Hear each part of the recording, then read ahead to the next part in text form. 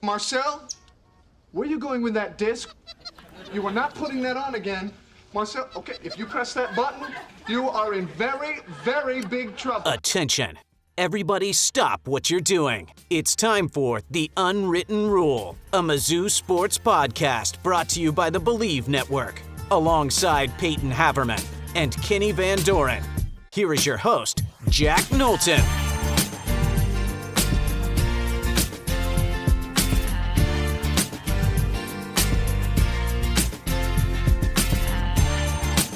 Welcome back to The Unwritten Rule. Today is Monday, July 7th, and another day, another recruit for Mizzou football, another commit, rather, for Mizzou football. They have their first edition in the secondary. It's a guy we've talked about on a couple of previous shows, Tony Forney Jr.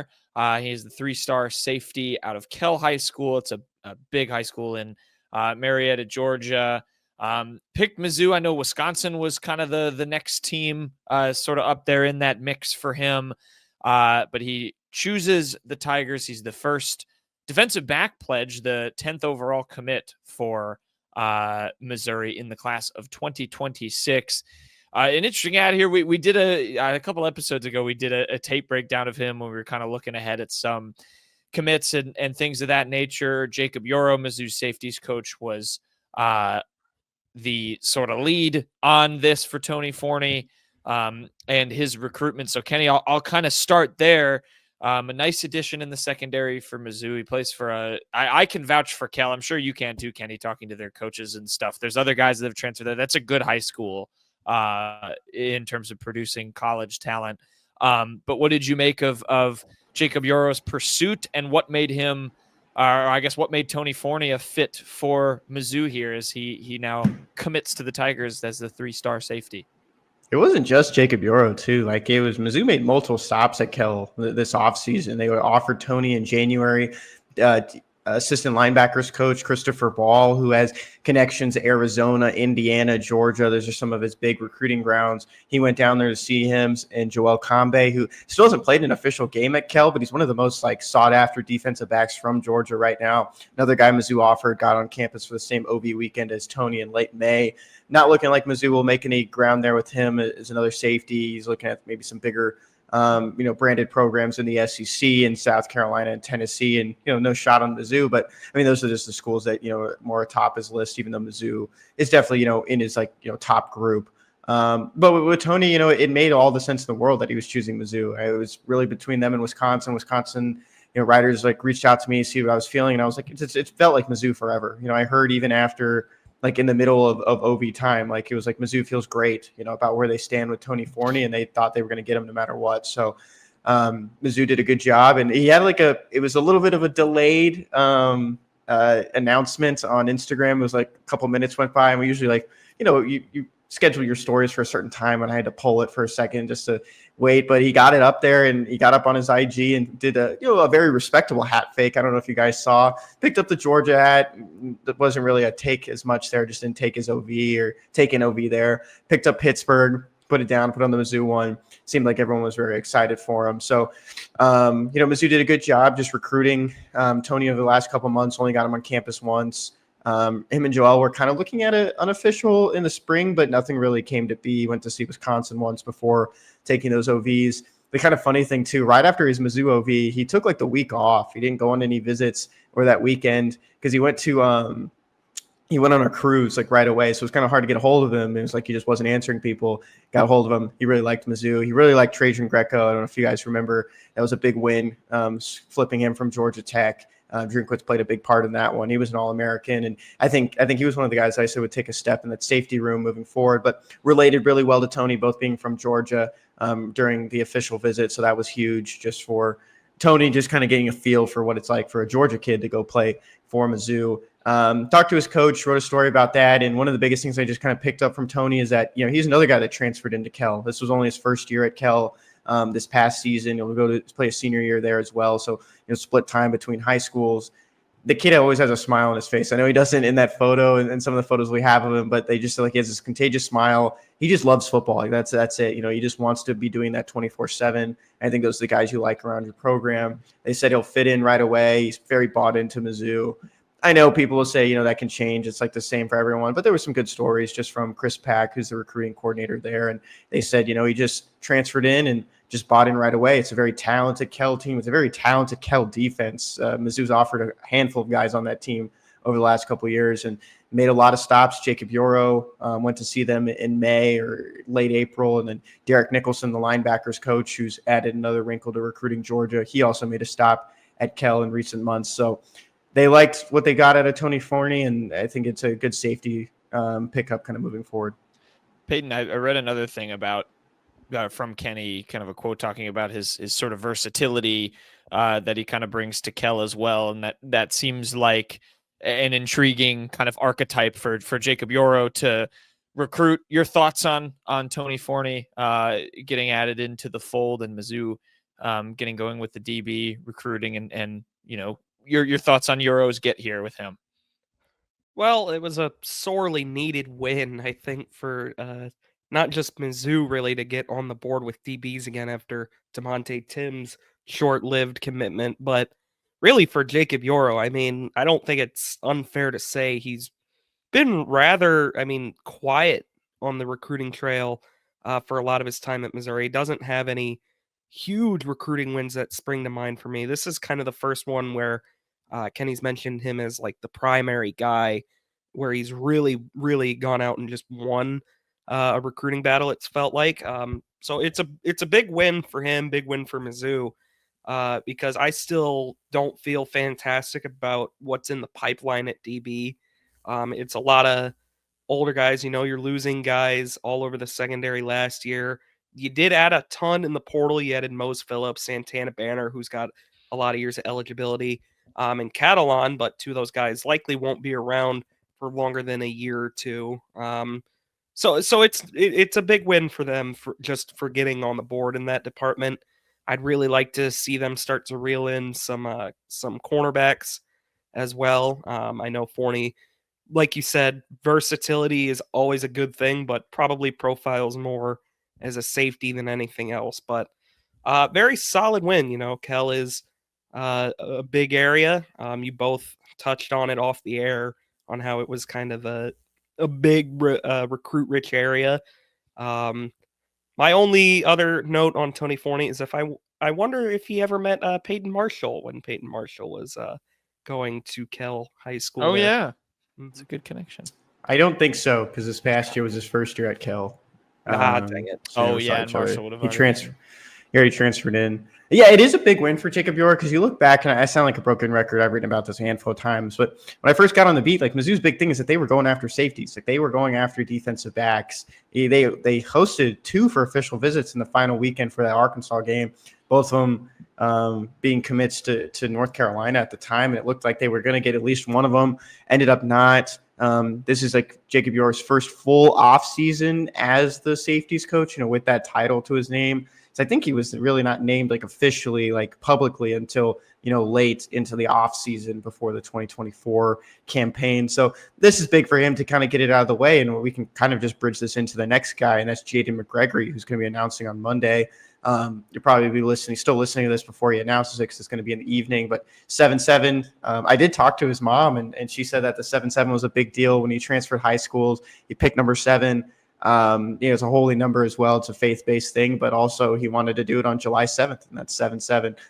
So Jacob Yor has a very good opportunity to just lock in both of his safety targets that he wanted, both commits, before the start of the season. And I think that's massive for him. Kind of gives him a step forward, get 2 guys that are locked in. And, I know this excites Payton, but Tony Forney said right away, I'm locked in. Like, I'm not taking visits anywhere else.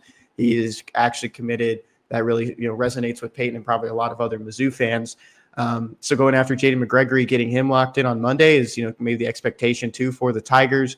And I think that's big for Jacob York. It gives him that head, that step forward to start focusing on 2027, while also, taking care of his 2026 guys, getting them back to campus for unofficials, letting them know, you're still part of this plan, you're still part of the future, but also, giving him that opportunity to keep moving forward. Because, he did miss on some guys late in 2025. And I think that comes with, stepping into that coaching role and trying to build connections on the fly really quickly. But this is a good step forward. And one more thing I'll point out, that the Rivals industry ranking, it has him as the 75th best Georgia recruit. That's probably closer to like top 10 in Missouri. That's not really slighting the competition and the athletes in Missouri, but he is he would be very highly ranked if he had played in Missouri. Yeah, Georgia's a talent-rich state. That makes sense. And, I think you guys make some good points with Yoro and Mizzou and how they've been able to kind of fish out of the transfer portal pretty well for DBs. And I think that's good and promising in terms of filling those stopgaps. But this feels like, they're trending toward building a little bit more long-term if they can get a couple of these guys. A little bit more on McGregory. Kenny mentioned it. He's going to come off the board on Monday. Monday evening commitment is what it sounds like. 4-star safety, plays for actually another really big school, Valley High School in Des Moines. That's a huge school out there in Iowa. He's one of the best players in his state. I believe the industry has him at 294 and the 24th ranked safety in 2026. So that's a big one. I know OV's Kenny to Kansas, Louisville, and Minnesota, as well as Missouri. Any other just details on him as a player, or maybe biggest challengers to Missouri, and all of that tied into it as he's set to come off the board on 7-7, like you said? Yeah, top 3 with Minnesota and Louisville. Louisville would probably be your biggest competitor right now. He always looked like a Minnesota lean for months, like just leading up to it. Had a lot of predictions kind of flying in, but he does have one to Missouri from Greg Smith, who's the national recruiting analyst for the Midwest. Just athletic wise, like I was talking to his mom, in Iowa, it's something around the age of like 5 is when you can really get into organized athletics. He started playing basketball before his 3rd birthday. He was just like a little bit more advanced than the other kids in understanding what he was watching and doing. It's still going to be, a 3-year-old playing basketball. It's not the most, it's going to be, it's not going to go out there and talking cross about someone that, up. A 3-year-old understanding and analyzing is it's pretty incredible. Yeah. So his mom always, praised his ability to just pick up on sports really fast. Kind of a fun thing about him, and I think Payton will like this too. He was a big baseball player. He lettered in baseball in 8th grade. Like he played up with high schoolers. Like he was a big deal playing baseball. But once he got to high school, they kind of realized it's time to pick, basketball. And football is the first, the main 2 sports because those are the best ones, best shots that you have playing at the next level. And he finished his basketball career this past year because he's going to enroll early wherever he signs. And they won a state championship. So his mom was very excited about that. And, he's been a dual sport athlete just all of high school. So that's a very good thing to see. You don't want these kids just focusing on one sport unless they're probably just an offensive lineman. They really can't stretch to basketball or maybe baseball. But for a safety who's very well versed in baseball and basketball, that's very good for his athletic background. And he just kind of got a hook on it really early. And I know he kind of fell in some of the rankings, but he's still seen very highly by On3 and Rivals. Yeah, I really like that. I like when I hear that kids play multiple sports and try to do that, all the way to the end of their high school career. I think it brings you kind of like a versatility and like just, I don't know, it exercises different parts of your brain processing, I'm sure, and different things like that. I mean, you hear it all the time. Like this is such a cliche analogy, but you hear it all the time with Mahomes, right? And how he played baseball and he makes some of those throws and they're all like, oh, he does that because he's an infielder. And I tried to do a Chris Collinsworth impression there, but probably wasn't very good. But yeah, I like when kids are versatile like that. I think that's really cool. And obviously, like if you enjoy the sport, play the sport, have fun. Sports are fun. So yeah, Jayden McGregory, another talented safety that's going to come off the board on Monday. So it could be a twofer for Mizzou in the secondary at the safety position if he does indeed commit and joins Tony Forney. So exciting stuff as they kind of try to load up for the future at DB. Gents, we skipped again a Mount Rushmore on Friday. I think we should segue and do our Mount Rushmore for Monday's show. We are going to do the Mount Rushmore of our favorite football players from the 2010s. We're going to exclude Mizzou. So there's obviously, we could probably do a Mizzou only one for that. Some kind of early 2010s Tigers in there. That would be fun. But we're going to exclude Mizzou for this one. I thought we'd kind of rack our brains for the decade between 2010 and 2020. A little bit nostalgic for us. I think everyone post 2020. It's still a little early to be like to have those kind of iconic vibes. I think you're getting there with like maybe like the 2020 Alabama teams maybe, but I figured we'd go the 2010s, our favorite college football players from that decade. Kenny, would you like to spin the wheel, sir? Yeah, I know we talked about getting maybe some percentages in here. I couldn't figure it out, so we're still going 33%. And Payton, you are going to pick first. Bless up. Good wheel. Good system. W wheel. Oh, yeah. Stunner, I'm last again. Being last is fine. You get 2. I know. I fine. just think it's funny how much it's happened. So it's Peyton, Kenny, and then myself. All right. Peyton, start us off. Who are you drafting? This is a big start. There's so many iconic names you could probably pick from, but who do you got? Definitely. The pressure's on. I think you got to go quarterback here with the first pick. There's a couple really obvious ones. I'm not gonna take, I think, who you guys expect me to take, though. I'm not gonna take him. I'm gonna go with in my opinion had the greatest individual season in college football history. And Can I guess it? Yeah, go ahead. Cam Newton. Correct. Cam Newton. Cam Newton is That's what I my figured. pick. It's a great pick. I think maybe gets overshadowed by a couple other QBs that kind of come to mind just because it was a 1-year thing with him at Auburn. But just the story in general, it has become kind of iconic. Just the thing with the laptop at Florida, the trip through Blinn to just the Auburn season. To me, that's and some of that not all of that actually happened in the 2010s. But the most incredible season I've ever seen was in the 2010s. So I'm going to go with Cam Newton. Yeah. I thought that was 1-1. He was on my board too. I'll take the 1B one because I think this guy also had a shot to go number 1. If I had the first pick, I was going to take him because I didn't think he'd come back around. But I'm going to take Johnny Football. That's who I thought you guys would pick. So that's why I went with him. He has to go this early. I mean, he changed college football. I mean, he changed Texas A&M. Yeah. I don't know even if you want to say the better. It hasn't been smooth sailing over the last couple of years, but he definitely changed the face of the Aggies, and I mean, he paid them a lot of money. Like, you see those upper decks at Kyle Field? They should call those the Manziel bleachers. So I'm gonna take Johnny Manziel at 2. That's a good fitting, pick. Very fitting. Number 2, Johnny Manziel. Both excellent picks, gentlemen.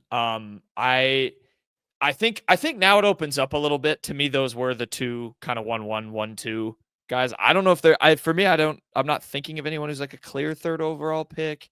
I don't really want to take Burrow because that playoff was in 2020, and I feel like he touches the new decade too close, and I don't know if I really want to draft him.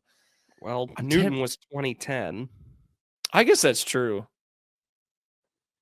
And it also was only a 1-year thing with Burrow. I'm not going to take him though. I don't associate him with 2010s. He's too new. Cam Newton, I still kind of do.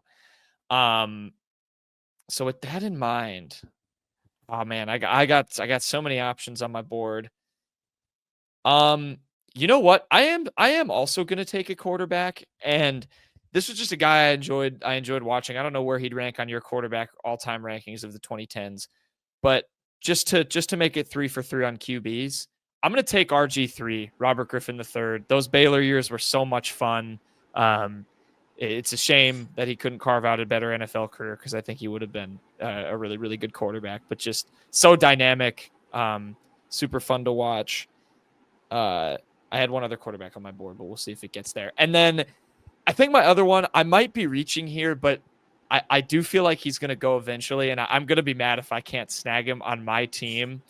I have to go with the greatest and still to this day ageless wonder of a highlight reel. Dang it! Oh man, I gotta pick Tavon Austin. Oh, never mind. That's not who I thought you were taking. Okay, I'm gonna take Tavon Austin. I mean, it's just yeah, nothing more to be said. The highlight reel is iconic. Everyone still will watch it from time to time. I would be sad if I didn't get him on my team. He was so much fun. The 400 whatever all-purpose yards in a game, and just insanely dynamic for that. Has West Virginia had a better player? I don't know. Since maybe not. Is it Will Grier? Was that the quarterback? No.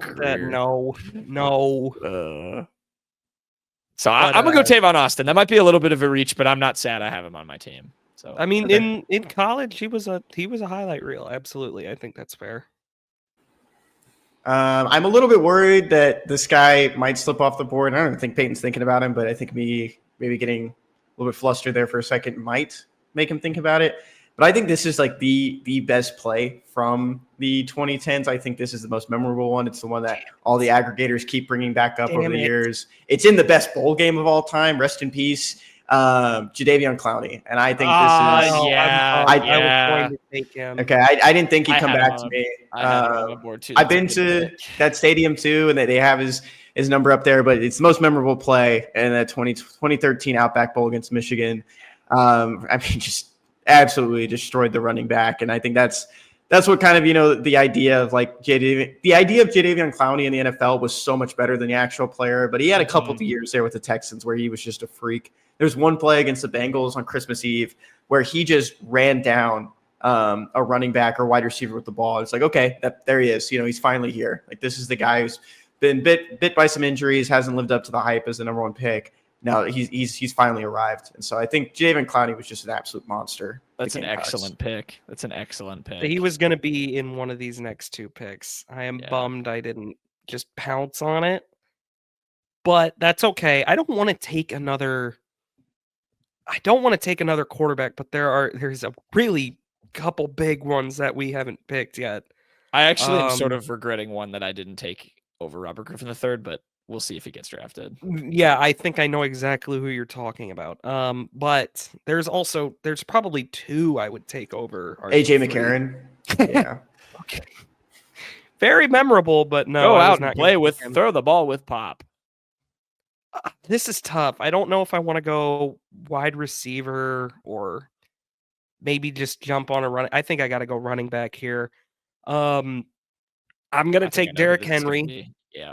It's tricky because there's a lot of very memorable running backs from everywhere. I mean, Wisconsin actually has an argument for a couple here, but I think Derrick Henry, just considering the career he went on to have, plus, have you guys ever seen the photo of him standing next to Mark Ingram? Mm-hmm. And Mark Ingram looks like terrified. Yes, like that was, I think, in a world where they had like 1,000 good running backs in a decade, I do think that Derrick Henry stands out more than most. Part of me just wants to take another quarterback right here and just have an embarrassment of riches, but I won't do that. I'll go with someone else. If you guys can't tell, I'm looking off a list here as well. I've got a big board. Yeah. I want to go defense, but who on defense? Okay. I understand this guy on defense has quite the story attached to him. I was going to take him. Manti Te'o. Yeah. Despite the unbelievable story surrounding him with the girlfriend and everything, that was pretty easily one of the best defensive seasons I think some people have refuted that, but being the star linebacker, the best defensive player on a Notre Dame team that made the national championship, got to be on somebody's list. I'll go ahead and take Manti Te'o. I was going to draft him. He was going to be one of my next two picks if it got to me. So that's a guy like somebody. Please take the quarterback I'm thinking of. Yeah, I'm a little bit surprised. I mean, I think I'm thinking about him, and I'm going to take him now. Yeah, I mean, when you think of like, especially right when the playoff began, I think this is the quarterback that always comes to mind. Yep. I mean, he had so many good commercials too at that time, and he's still in commercials to this day. Just never really worked out in the NFL. I'm taking Marcus Mariota. I hope that's who you guys were thinking of. That is who I was thinking of. Okay, there is another quarterback that I think you can argue, not who I was Mariota was the one I was thinking of. Okay, yeah, this is Oregon years. I mean, he was one of the most dominant, quarterbacks. He could run it and throw it, and I mean, he was an incredible passer. And just, I mean, it was kind of a Hawaiian wave too. You just, seeing these guys come over and just be dominant players in college football and be top picks in the NFL. A couple years later, it's crazy to think that this was also in the 2010s. But Tua being a 2010s quarterback to me is kind of weird because he won a national championship, I believe, in 2017. So that's crazy to think. No way. Was it Yeah, really that I think long that was ago? the year that he stepped in. Oh my so. God, there's another huge quarterback. I just thought there's too many quarterbacks that are Yeah, good. there's a couple in there. Marcus Mariota was not who I was thinking you guys were thinking. Mariota, I think, has to be on there. Mariota was that good. Maybe I can save mine. I mean, just that era of offense at Oregon under Chip Kelly, like revolutionized not just college football, but like football in general. It like gave us the basis for so much of what we see in the NFL today. That was a transformative offense, and Marcus Mariota was a big part of that. That's a good pick. Nothing bad about that one. Here's a good question while you think, Jack. Yeah, go ahead. Who was the starting quarterback for Notre Dame the year that they went to the national championship game? Oh, shoot. I do know this. I've rewatched this game. It was not Clausen. Clausen had left. It wasn't the Kaiser. It wasn't Quinn, Malik, was it? No, it was No. after Quinn. It wasn't the Wait. Kaiser Malik Zaire era yet. Oh God, who was it? Just tell me. I'm not gonna think of it. Everett Golson. Yep. The other starting quarterback that year was Tommy Jeez. Reese. Oh my God. Yep, that makes sense. That's wild. That's wild. I can't believe I didn't remember that. I kind of want to take a defensive player to be versatile, but the top two I think are gone. I do get 2 picks. I really wanted Clowney. Clowney's a good pick. I was yeah. bummed I couldn't get him. I should have snagged him maybe instead of Tavon Austin. I think I'm just gonna quarterback double up on quarterbacks. I think I'm just gonna pull the trigger because it's really hard to ignore this guy when I'm looking at my big board. I'm gonna take Lamar Jackson. I want Lamar Jackson. Man, there's 2 more quarterbacks I think that probably deserve to be drafted too.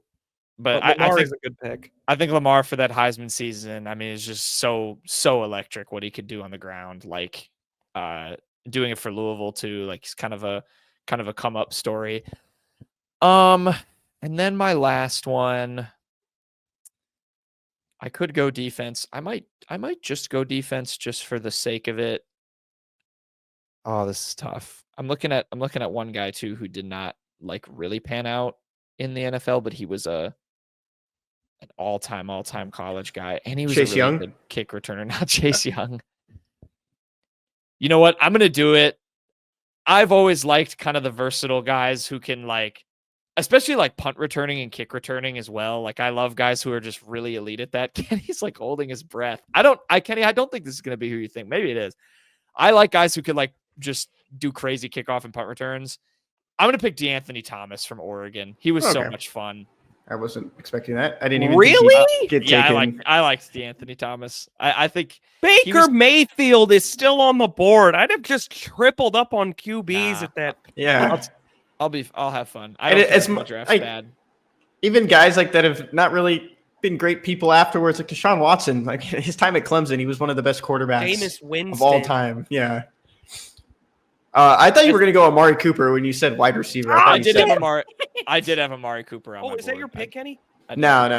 Oh, okay. It's not. Oh, that would be an okay pick.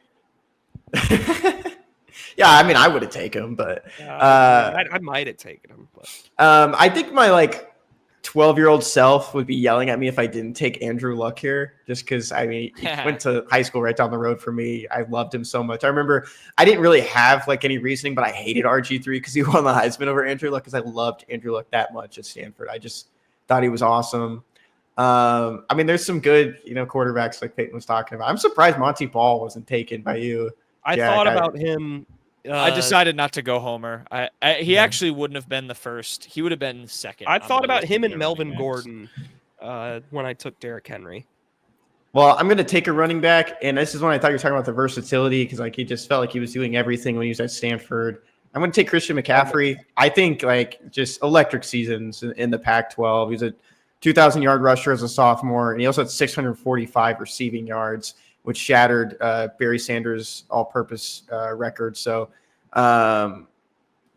it's just an incredible time at Stanford, and I know he's been kind of snake-bitten at the injuries in the NFL, but he's still seen as one of the more electric all-purpose backs in NFL and college history. I'm not gonna lie. Just looking at like a draft log for us and seeing DeAnthony Thomas and then Christian McCaffrey go. Knowlton, I'm sorry, that would be something someone would screenshot and post to Twitter in 4 years and be like, what in the world was he thinking? Like if we were drafting him at the time? No, just like in general. Like, it's just. I don't care. I'm not sad about it. I have really good memories of watching DeAnthony Thomas just return punts, and I like return specialists. I'm a sucker for a good one. So I just picked him. I gonna live despise by it. special teams in general. I'm going to live by it. I don't care if it's a bad pick. I'm between a couple receivers here. One is Justin Blackmon, who had a really kind of tragic flame out in the NFL, but was so good at Oklahoma State. And Amari Cooper. There's a couple other. It's kind of a shame no one's going to wind up taking any of these Clemson guys. But I don't know which one I would take. You could maybe take one of the D linemen, like Wilkins, maybe. But I don't even know if he's enough of 2010s, really. I liked AJ Terrell a lot in college. Yeah, but that's not a Mount Rushmore guy. No, that's yeah. So I'll stick with Amari Cooper. I think Amari Cooper, maybe Julio Jones. No, I'll take Amari Cooper. Amari Cooper was more impactful in college, I think.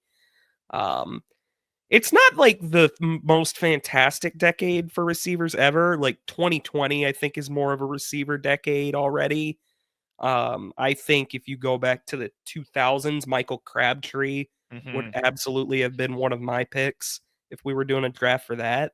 But I think Amari Cooper warrants being on this list. Honorable mentions, Roberto Aguayo. I thought about putting him on my board. No. Baker Mayfield. Jabril Peppers was one. I thought you were actually going to go with him with that last pick, Jack. We were talking about that versatility. Talked about Tua.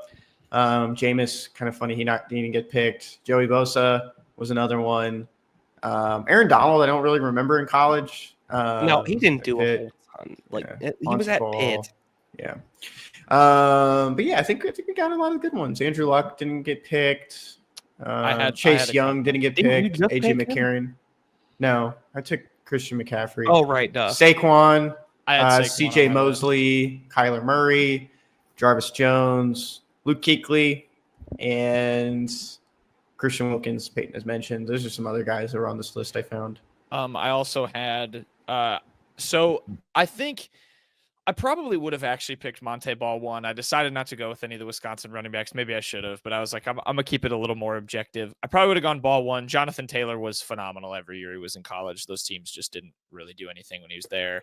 I had him. I had Tyrann Mathieu on my big board. I thought about taking him. He was the only LSU guy I thought of besides Burrow. And then just for a really funny one, I thought about zagging, and just because it was such an insane season, I wrote Paxton Lynch's name down. Yeah, I would have ended the draft there. That would have been. Oh, that would have been awesome. You should have done that. I really thought about it. Riley Ferguson was a more impactful Memphis QB than Paxton Lynch. And you guys don't even know who Riley Ferguson is, do you? When did Riley Ferguson, when did he get drafted? He was a 6th round pick. Yeah, when did Paxton Lynch get drafted?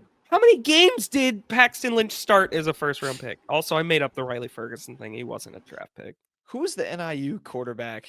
Jordan Lynch. Lynch. I had thought about him too. I did too, because that was the first real Cinderella football team that I can remember super well. I'll admit I maybe should have just gone more Homer and Chalk and not picked DeAnthony Thomas. But you know what? I don't care. I like return specialists. I'm keeping really it. Shouldn't have picked DeAnthony Thomas 1 pick before Christian McCaffrey. I think that's a tough look. Do you guys know what Jordan Lynch is up to right now? Because he's a head coach. Yeah, at Mount Carmel, which is a powerhouse high school in Chicago. They have every recruit under the sun right now in the state of Illinois. They are a force. This is a bit of a deviation, which we could do this for basketball also. I wouldn't mind that. Because I know Payton actually initially thought we were going to do both and has some basketball names, which I would be down to do this. But speaking of that, I recently found out, do you guys remember Kyle Guy from the Virginia National Championship team? Yes. Yep. He's a head coach too, isn't he? No, he is an assistant at Nevada. I just discovered that the other day, which is just kind of random. He played for the Heat, right? He did play for the Heat. Heat, Kings. He bounced around a little bit, but he's at Nevada now on their coaching staff, which I thought was wild. So maybe we'll do our next Mount Rushmore. We'll do basketball players from the 2010s because there's some good names in there. I was gonna say you could probably put someone from that Virginia team on your list, but no, you absolutely can't. None of those guys were that good in college. Ty Jerome, Mamadi Diakite, Kyle Guy that's on that team. I mean, or DeAndre Hunter rather. DeAndre Hunter, Jarrett Culver from that Texas Tech team that played him. He'd be an honorable mention for me. Not he was good. Not on it, but he'd be an honorable mention. It sounds like we have to do that for the next show, so we will. But for now, we'll finish off the rest of this show with quick hits.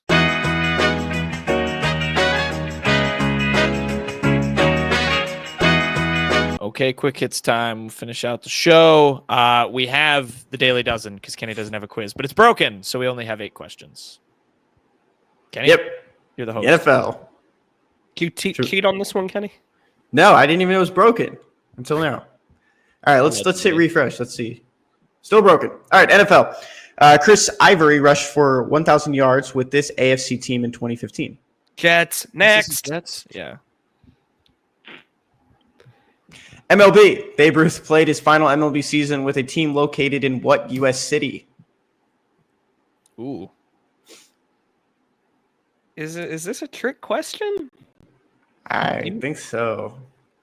Is it not just New York? Rockville, Maryland. It's not. Okay. What? Interesting. I didn't know. This golfer from Northern Ireland has only finished top 5 in a major at the Open Championship, of which he won in 2011 and was a runner-up in 1997. Rory McIlroy. Definitely not. It's not Rory. Hold on. Kenny, don't type that in. Kenny, I think it is. Rory, I might know this. Kenny. I feel like I should know this. Yeah, Mr. Golf, man. Obviously, He's literally Adam watching Scott. golf right now while we're recording this. Adam Scott is not from Northern Ireland, so Who's Rory's best friend? The built guy, or not built, but the bigger guy. What's his name? I don't know. I'm not gonna get it in a timely fashion. So Cars. Produced since 2017, this Buick model is a 3-row full-size crossover SUV. That's not a Buick. That's not a Buick. Oh, I feel like we should know this. Why? I don't know anything about cars. Full-size crossover Buick? Why should we know that? There were commercials about it. So what? There's commercials love about those cars every commercials. day. The old lady was like, that's not a Buick. That's what I told him. Snack and candy introduced in 1939. What does Hershey's call their dark chocolate variety? Hershey's dark Hershey's dark chocolate? chocolate? I didn't know they had a special name. Television. While we're more doing known for pretty films, this actress took on a lead role for the second season of HBO's True Detective. There you go, Kenny. I don't know. Damn, I thought this would be something you knew. I don't watch True Detective. I don't either. don't know. I've It seen seems like ads a for thing it, that but I don't know who this is either. Movies. Identify this 2004 comedy based on 3 clues. Honeymoon Scuba, Blind Ferret, Philip Seymour Hoffman. I know it. I know the this. one that's got like 3 like It's Along Came Polly. Boom! Didn't even let You him know who's in try. it? Do you know who's in it? Philip Seymour Philip Hoffman. Seymour Hoffman. No. Well, it's Ben Stiller. He's the main. And Angelina. Jolie. Not Angelina. No, not Angelina Jolie. Jennifer Aniston. Music. Take Me on a Trip. I'd like to go someday is a repeated Oh, you lyric guys got from this. this Come on. 2008 Come on. Estelle song. Come on. Come kick it with You. My American boy. Is that what it's called? Just American Boy? American Boy. We That's just favorite songs. disrespected that. Boom. There you go.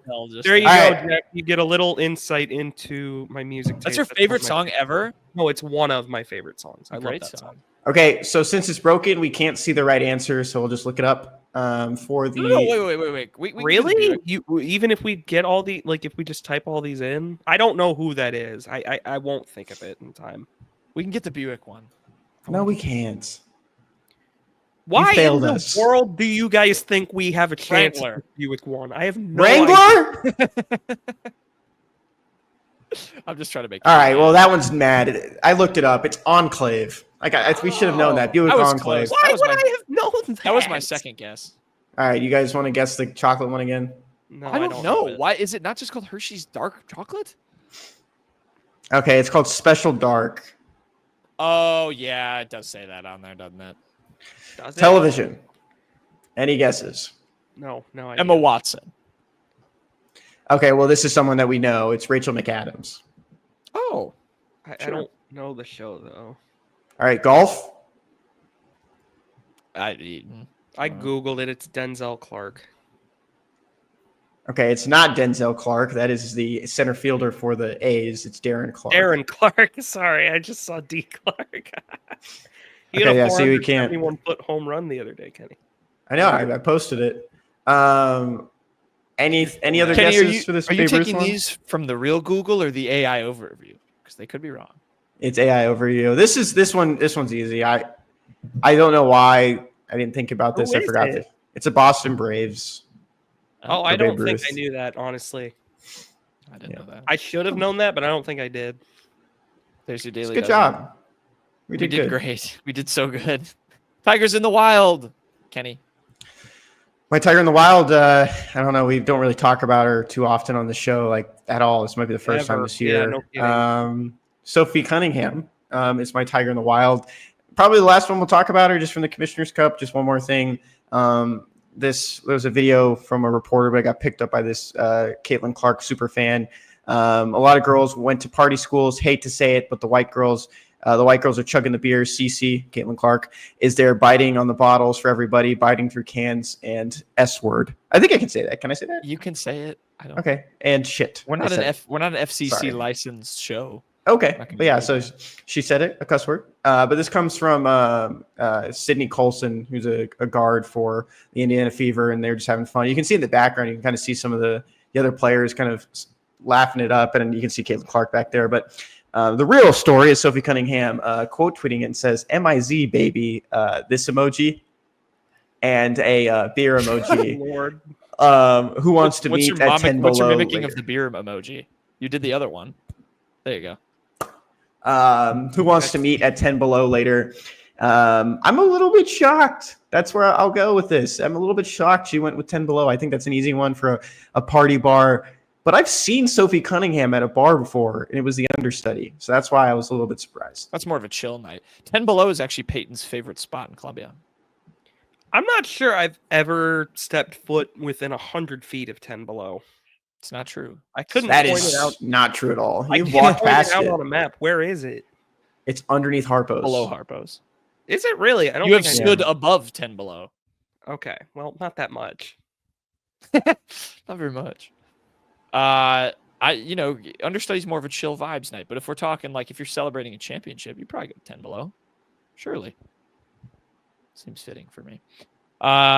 Payton, what's your Tiger in the Wild? My Tiger in the Wild is going to be kind of an interesting commitment for Mizzou baseball. It's going to be Donovan Jordan, an outfielder who was a redshirt freshman. He's a redshirt freshman coming in. He committed out of high school. He's a pretty decently rated high school prospect. He went to Texas, didn't get any game action, entered the portal, and committed to Mizzou. He's playing actually in the California Collegiate League. It's a summer wood bet league. He's tearing it up right now. We're recording on July 6th. Baseball Reference has his stats down as a 320 batting average, 400 on base, 360 slug. 360 slug doesn't really jump off the page, but you got to remember these are wood bats for a guy that has 1 year of college experience where he didn't really even get to play at all. So kind of a neat pickup for Mizzou baseball. I think these are kind of the commits they should be going after. Just kind of the higher rated high school guys that get lost in the shuffle at big time college programs. Maybe they catch fire with more playing time at Mizzou. Of course, again, they really need pitching more than anything else, I think, but an interesting commitment, I think, Donovan Jordan. You see this as like an instant impact guy. He wasn't in the final 250 ranking for the 2024 draft, But he did go to the combine out of high school, and I think that kind of shows you that he was, on scouts' radar. It was a possible guy that probably could be drafted out of high school, opted for Texas, and but when you bring a guy like this in, I think you're kind of expecting him to be in that starting lineup day one, especially just with where Mizzou baseball was this past year. It's a good point, Payton, too. You're kind of saying, you take more swings, right? Guys who maybe don't have as much experience, but were really highly rated, and if they hit, could be really, really impactful for you straight away. I mean, you're taking a guy from another SEC program, so yeah, hopefully he can kind of find his footing at Mizzou. That is an exciting addition in Donovan Jordan. My Tiger in the Wild is going the other way on the out for Mizzou. Going to Mizzou football here. Are you okay, man? Is everything on your what? You seem to be malfunctioning over there. Is my internet bugging? No, we're going for Kean Williams' departure out from Mizzou. I was Googling something. Kean Williams is leaving Mizzou. He was an assistant wide receivers coach under Eli Drinkwitz. He joined the program in 2023. He is headed to Sam Houston, the Bearcats with a K, as Payton calls them, to work for Phil Longo, which That's is what they're called something to everyone. No, Bearcats with a K, as Payton calls them. So yeah, departure in the wide receiver coaching room, working, of course, for Jacob Peeler. Was at Mizzou, like I said, since 2023. So he is. Did you say the head coach of Sam Houston State? I did. It's Phil Longo. Yeah, really great coach, right?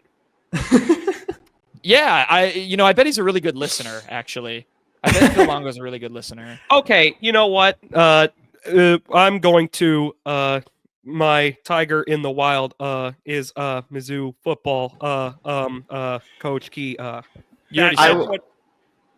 I have something to add. I have something fun to add. Kean Williams' dad is the wide receivers coach on the Saints. Another cool connection there. Who is the head coach of the Saints? I don't remember. I don't know. Kellen Moore. It's not. It's Kellen Moore. Who is yeah. Kellen Moore's brother? Kirby Moore. So Kirby Moore and Kean Williams were on the same staff. I didn't really last too long, but with the overlap, I mean, between the two families. One more thing, Bryson Abraham is the new assistant wide receivers coach at Mizzou. Noted. Yeah, I totally forgot Kellen Moore went to the Saints. The only guy I was remembering was Dennis Allen, who got fired. He was the last head coaching hire, so right. It makes sense. That's one thing where it's just in August. I have to revisit all that stuff. Headlines. Kenny, your headline. I guess it's not technically a headline, but it's a tweet. It was a tough weekend. I think, Jack had a really hard time finding his Tiger and then talking about his Tiger. So we're going to headlines, and this is a tough one because it's not really a headline. Okay. All right, I'm sorry, Jack. I'm sorry. Okay. My headline is Mizzou takeover on SEC Network. It's already going to be happening by the time you're listening to this. It starts tonight. We're recording this on Sunday at 11 p.m. Central Time and runs through 11 p.m. on Monday, July 7th. So by the time you're listening to this, a couple of things have already aired with volleyball, and then you'll get to watch women's basketball against Mississippi State, men's basketball against Kansas, gymnastics against Auburn, softball against Texas A&M, football against Oklahoma, men's basketball against Alabama, volleyball again against Texas, men's basketball against Florida. I wonder why they put that one in there. Gymnastics versus Oklahoma, Florida, and Alabama in the NCAA championship semifinal, and football spring practice, the spring football video that they put out there, the all-access one, and then football again against Auburn to round things out at 8 p.m., and that runs until 11. Kansas at 3 a.m. is a travesty. Why in the world is that at 3 in the morning? That's so bad. On a work night. This is right after a long weekend. That's a bummer. But Mizzou did have like a fair amount of good moments this year. I kind of realize looking at this, just the gymnastics semifinals was a big deal. The football games against Auburn, Oklahoma were great. Men's basketball had 3 great games. You just wouldn't. You would expect a team that had 3 individual awesome games on here to have a really strong end of the season, but I don't remember how the season ended, luckily. So, but it's cool. I'll probably tune in and out to a couple of these. If Mizzou had beaten Drake, do you think that game would be on here, Payton? No. Well, no. You know why? Because it's a Missouri Valley Conference team with a bunch of D2 transfers. It also wouldn't have been on there because it's not an ESPN broadcast. But Oh, true. Oh, that's the other part of what they probably have to keep in mind here is that it has to be ESPN stuff. But Nice. not to put a damper on that, but I agree they should have beaten a Missouri Valley Conference team. The Peyton's reason is also correct. Say your damn headline, Payton. My headline is also a tweet. It's just it has no real bearing on Mizzou. It just has to do with Notre Dame recruiting. I'm sorry, Jack. This is so mean. I was gonna start to. This tweet is from Adam Schefter, who points out that Notre Dame is really heavily recruiting a lot of former NFLers' sons.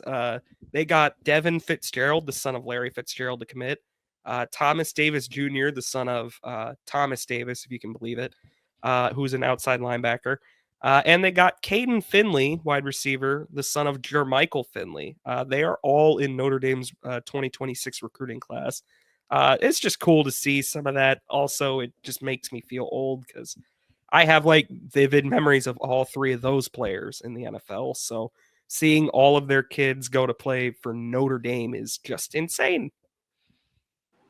It is pretty cool. It's pretty cool. I enjoyed seeing that. I can't talk. I literally can't talk after you two did this. I can't talk. Normally. You sound great. You sound great right now. And I'm sorry, I care. accidentally spoke over you earlier, and I apologize. This is really cool. I really enjoy this. Jack, For Notre Dame. one of these episodes when you least expect it, we're gonna have a Jack Knowlton appreciation episode. Kenny and I. We're gonna we're gonna have balloons, streamers. I don't want that. We're gonna embarrass you with kindness. I don't want that. Please don't. Have you ever? Did you ever speak to any of these guys, Jack, when you were on the recruiting team? I did not. I think I reached out maybe once to Devin Fitzgerald, but okay. No, not the other two. It is really cool though, and you're right, Yeah. Peyton. It also makes me feel old because, yeah, I mean Larry Fitzgerald especially. I mean Super Bowl, all sorts of big moments for the Cardinals, and now his kid's going to Notre Dame. We're getting old, boys. We're getting old. My headline reads as follows. The Sporting News ranks SEC quarterbacks first to last for the 2025 season. This was aggregated from by On3. I know we're not big into looking at other people's lists and really getting super animated about it, but I did have to include this on here because the Sporting News, as the title said, ranked every SEC quarterback, and they put Bo Pribula last, fellas. Not a fan of Bo Pribula. Is the Sporting News. It's interesting to me. I mean, I was kind of, there's not much to read from this. It's more a list. But, I mean, this is a year I feel like where, especially the teams kind of near the bottom of the SEC there's a lot of quarterback turnover. And I feel like some of the guys above Pribula don't have that much more experience than he does coming in. But, yeah, they ranked him 16th out of all the SEC quarterbacks. Would you guys agree? Or I'm just looking at number 15, and that's the one thing. I understand Bo Pribula hasn't played enough games or started enough at Penn State to prove that he's one of the best in the SEC. But seeing Zach Calzada at 15 is kind of funny. Blake Shapen too. I don't know who I'd put him over, in good conscience, because most of the other guys on here have starting experience. Aguilar, his starting experience was at App State, so I don't really put Austin Simmons for Ole Miss didn't play that much. I mean, but man, Taylon Green at 7? Taylon Green I don't care what people, I was not that impressed with Taylon Green last year. I think Lenore Sellers is way too low. Arch Manning at 1 is just bait. Yeah, so I don't really put much that stock doesn't make into sense that. to me. Is it Nuss 1, Sellers 2? I feel like no, that's I'd my put 1 too. Sellers 1. Sellers 1. Yeah, that's Sellers fair. would be 1 for me. He was so damn impressive last year. I'd have made us Lagway rules for our list. Yeah, I forgot about that. I was going to bring up that list. That was incredible looking back on it. I was just going to say, should we bring back the QB tier list? I think we might have to. People really pretty clowned animated us about for this. putting Nico as low as we did, and we were absolutely right about that. We were. Nico sucked, and then was he bad. left. We had Chase Daniels top 10. Put Chase Daniel. I mean, to be honest, like I just think like a lot of this it has like projectability into it because they have Arch Manning at number Right. 1. Right. DJ Lagway has he could be in the top 3. He's an incredibly talented quarterback, and he's coming off an injury, but he was incredible at Florida the last couple of games. Yeah, I don't mind Pavia as high as he is. Mateer at 6 makes sense. Taylon Green just feels a bit too high for me, but so does Marcel Reed. I don't know that it's tough. I don't know how I'd reorder it specifically. It's a weird year. It's a very weird year, I feel like, for quarterbacks. I don't in this feel like conference. Pabula should be 16, but I don't think I'd have him any higher than 14 right now. Sure, I have yeah. hopes he'd be higher than that, but Yeah. I can't say for sure he'd be that right now. I could very much see if Pabula hits everything, all the right buttons, he could end up a lot higher, obviously. And Mizzou. Yeah, I mean, let's hope that. like what goes into having, like, for example, if you go back down to like 13, Kenny, what goes into having Austin Simmons, who everyone is very excited about, rightfully so? What goes into having Simmons over 2 guys with starting quarterback experience at the Power 4 level in Blake Shapen and Zach Calzada, but not having Pabula up there? Right. I'm just interested in that. I'm not like totally trouncing on this article. It just feels a little bit not 100% scientific in its rankings. And they never are, which is why we No, usually yeah, don't. This is why we usually don't talk like rankings, just because they're all of them are fairly subjective. Where would Don't- Brady Cook land on this list? Ooh. I would not have him in front of Nussmeier. I would not have him in front of. I'd have him Sellers. behind Pavia. I'd have him behind Lagway.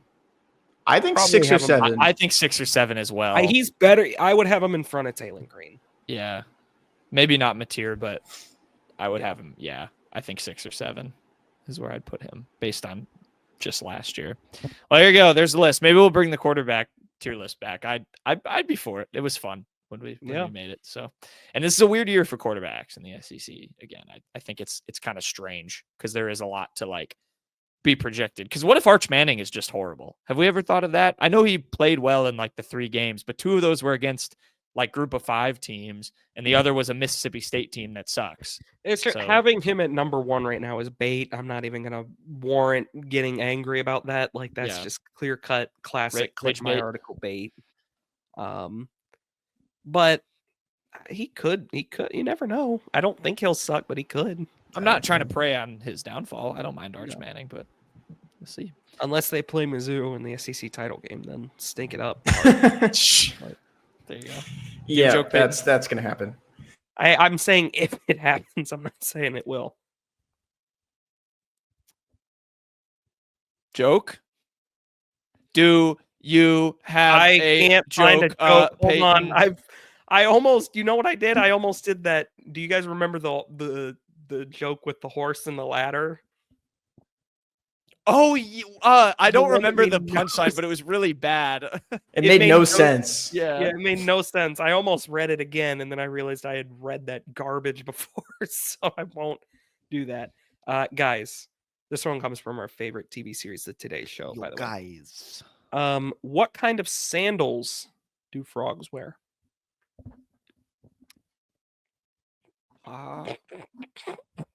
Something about hopping. No. Ones with rivets Leap in them. leap Ones with ribbons? What? leap shoes. I don't know. Guys, you're not even trying. Oh, Guys. ones that rivet. I don't know. Open toed. Oh, that's good. That's good. Toad and frogs are different things. That's the. I overheard a conversation between 2 frogs. This is a bonus. I kind of wanted to hear the bonus joke. Actually, put it back. It Put was back. riveting. Hey. All right, that'll do it for the show. Hope everyone enjoyed. Great quick hit segment we had Great- here. I think this was a smashing was- success. one of the quick hits of all time. We will have more recruiting news, probably another Mount Rushmore. Maybe we'll just do basketball players from the 2010s because that seemed like a fun. I enjoyed the football one, so we might just run that one as our next Mount Rushmore. Thank you everyone for watching, listening. Go subscribe. Getting really excited. We just kind of did a little calendar of the end of July to August for all the position previews for football, and really excited to talk some fall camp drama. And see where this Mizzou football team is starting to trend as we get closer and closer to the season. I know it's just the start of July, but I'm still excited. Enjoy the Mizzou Day on SEC Network, and we will see you next time.